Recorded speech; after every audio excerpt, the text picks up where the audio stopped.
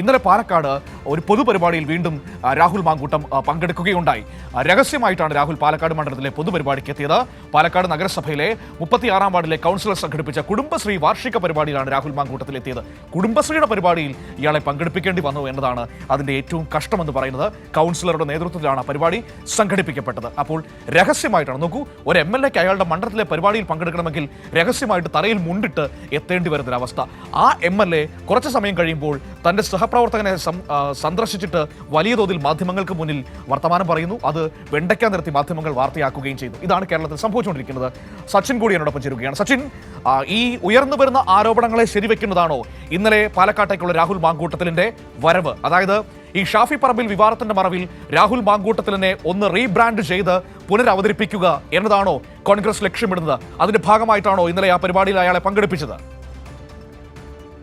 മനു, നമ്മൾ കഴിഞ്ഞ കുറച്ചു മാസങ്ങളായി രാഹുൽ മാങ്കൂട്ടത്തിനെതിരെ ലൈംഗികാരോപണ കേസുകളും അതേപോലെ തന്നെ ഗർഭചിത്രത്തിന്റെ ഫോൺ സംഭാഷണങ്ങൾ അടക്കം പുറത്തു വന്നതിന് ശേഷം രാഹുലിനെ തിരികെ എത്തിക്കാൻ വേണ്ടി പല അടവുകളും ഷാഫി പറമ്പിൽ MP-യുടെ ഭാഗത്തു നിന്നും ഉണ്ടായിട്ടുണ്ട്. എന്നാൽ അതൊക്കെ ഓരോ മണിക്കൂറുകൾക്കകം പൊളിഞ്ഞു വീഴുന്ന ഒരു സ്ഥിതിയാണ് നമ്മൾ മുൻപ് കണ്ടിട്ടുള്ളത്. അതിന് സമാനമായ രീതിയിൽ തന്നെയാണ് കഴിഞ്ഞ ദിവസം കോഴിക്കോട് ജില്ലയിലെ പേരാമ്പ്രയിൽ ഉണ്ടായ സംഘർഷവുമായി ബന്ധപ്പെട്ട് എടുത്തു പറയേണ്ടത്. കാരണം നേരത്തെ ചേതൻ സൂചിപ്പിച്ചതുപോലെ തന്നെ പല രീതിയിലുള്ള ഷാഫി പറമ്പിലിന്റെ ഭാഗത്തു നിന്നും ഉണ്ടായിട്ടുണ്ട്. അതിൽ പ്രധാനമായും മൂക്കിന്റെ പാലം പൊട്ടി എന്നൊക്കെ പറഞ്ഞുകൊണ്ടുള്ള ഷോ തന്നെയാണ് ഷാഫി പറമ്പിലിന്റെ ഭാഗത്തു നിന്നും ഉണ്ടായിട്ടുള്ളത്.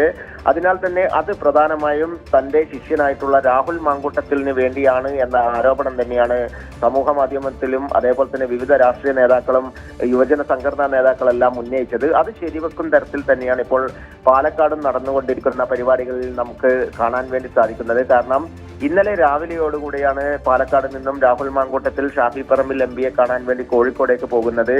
ഉച്ചയോടുകൂടെ തിരികെ എത്തി വൈകിട്ട് പാലക്കാട് 36-ാം വാർഡ്, പാലക്കാട് നഗരസഭയിലെ 36-ാം വാർഡിൽ നടന്ന കുടുംബശ്രീയുടെ വാർഷികാഘോഷ പരിപാടിയിലാണ് രാഹുൽ മാങ്കൂട്ടത്തിൽ രഹസ്യമായി എത്തിയത്. കാരണം കഴിഞ്ഞ ദിവസവും പാലക്കാട് KSRTC ഉദ്ഘാടന ചടങ്ങിലും തലയിൽ മുണ്ടിട്ടുകൊണ്ട് രാത്രി എത്തിയത് ഏറെ വിവാദമായിരുന്നു. അതിന് സമാനമായ രീതിയിൽ തന്നെയാണ് പാലക്കാട്ടെ മറ്റ് ജനപ്രതിനിധികളോ അല്ലെങ്കിൽ കോൺഗ്രസിന്റെ അടക്കം നേതാക്കളൊന്നും അറിയാതെ തന്നെയാണ് ഷാഫിയുടെയും അതേപോലെ തന്നെ രാഹുലിന്റെയും പക്ഷക്കാരനായ മൻസൂർ മണലാഞ്ചേരിയുടെ 36-ാം വാർഡിൽ കുടുംബശ്രീയുടെ വാർഷികാഘോഷ പരിപാടി ഉദ്ഘാടനം ചെയ്യാൻ വേണ്ടി രാഹുൽ എത്തുന്നത്. അതിനാൽ തന്നെ രാഹുലിനെ ഏത് വിധേനയും മണ്ഡലത്തിൽ സജീവമാക്കാനുള്ള ഒരു നീക്കം ഷാഫി പറമ്പിൽ MP-യുടെ ഭാഗത്തു നിന്ന് നേരത്തെ തന്നെ ഉണ്ടായിരുന്നു. അതിന് സമാനമായ രീതിയിൽ തന്നെ ഇന്നലെ കോഴിക്കോട് എത്തി വലിയ രീതിയിൽ പോലീസിനെയും അതേപോലെ തന്നെ സംസ്ഥാന സർക്കാരിനെയും ഒക്കെ വെല്ലുവിളിച്ചുകൊണ്ടാണ് രാഹുൽ മാങ്കൂട്ടത്തിൽ മാധ്യമങ്ങളെ കണ്ടത്. അതിന് പിന്നാലെ തന്നെ പാലക്കാട് മണ്ഡലത്തിലെത്തി പരിപാടിയിൽ പങ്കെടുക്കുന്നു. ഇതിൽ നിന്നെല്ലാം ഒരു ഗൂഢാലോചനയുണ്ട് എന്ന് തന്നെ പൊതുജനങ്ങൾക്ക് മനസ്സിലാവുന്നുണ്ടാവും. കാരണം രാഹുൽ മാങ്കൂട്ടത്തിൽ പല പരിപാടികളിലും കാലാകാലങ്ങളായി പാലക്കാട് പങ്കെടുക്കുന്നില്ല. എന്തിനാണ് പാലക്കാട് നിന്നും രാഹുൽ മാങ്കൂട്ടത്തിൽ ഒളിച്ചോടി പോയത് എന്ന ചോദ്യത്തിന് ഇതുവരെ മറുപടി പറയാൻ വേണ്ടി രാഹുൽ അത് രാഹുൽ മാങ്കൂട്ടം മറുപടി പറയേണ്ട, അത് പൊതുസമൂഹത്തിന് അറിയാം സച്ചിൻ. അത് പൊതുസമൂഹത്തിന് അറിയാം എന്തുകൊണ്ടാണ് രാഹുൽ മാങ്കൂട്ടത്തിന് വീടിനകത്ത് നിന്ന് പുറത്തിറങ്ങാൻ കഴിയാതെ വന്ന സാഹചര്യം ഉണ്ടായതെന്ന് പൊതുസമൂഹത്തിന് വളരെ വ്യക്തതയുണ്ട്. നമ്മളെ സംബന്ധിച്ച് ഒറ്റ കാര്യമേ ഉള്ളൂ, അങ്ങനെ നിൽക്കുന്ന ഈ ലൈംഗിക ആരോപണ കേസുകളിൽ, നിർബന്ധിത ഗർഭചിത്ര കേസുകളിലടക്കം ആരോപണ വിധേയനായി പ്രതിസ്ഥാനത്ത് നിൽക്കുന്ന രാഹുൽ മാങ്കൂട്ടത്തിൽ എന്ന് പറയുന്ന നിലവിൽ രാഷ്ട്രീയ കേരളത്തിലെ ഏറ്റവും മോശപ്പെട്ട സമീപനമുള്ള നേതാവ് വീണ്ടും കോൺഗ്രസിന്റെ പ്രധാനപ്പെട്ട ഭാഗമായി വരികയാണോ എന്ന പ്രശ്നം മാത്രമാണ് ഇപ്പോൾ നമ്മൾ ചർച്ച ചെയ്തത്. Okay, thank you Sachin. സച്ചിനാണ് ഈ വിവരങ്ങൾ നമുക്ക് നൽകിയത്.